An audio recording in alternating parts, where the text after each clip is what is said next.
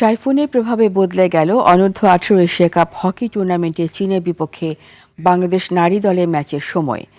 স্থগিত হওয়া ম্যাচটি হবে আগামীকাল। বিষয়টি নিশ্চিত করেছেন বাংলাদেশ হকি ফেডারেশনের সাধারণ সম্পাদক অবসরপ্রাপ্ত লেফটেন্যান্ট কর্নেল রিয়াজুল হাসান। তিনি বলেন, আজ সকালে একটি ম্যাচ হয়েছে, দুপুর থেকে টাইফুন আঘাত হানার সম্ভাবনা রয়েছে, এজন্য আজকের খেলাগুলো স্থগিত হয়েছে। এশিয়ান হকি ফেডারেশন সূচিতে পরিবর্তন এনেছে। আগামীকাল নারী দলের পাশাপাশি বালক দলেরও ম্যাচ আছে। পাকিস্তানকে হারাতে পারলে বাংলাদেশ সেমিফাইনালে খেলতে পারবে। ম্যাচ ড্র হলে গোল ব্যবধানের হিসাবে সেমিতে খেলার সুযোগ থাকবে না বাংলাদেশের।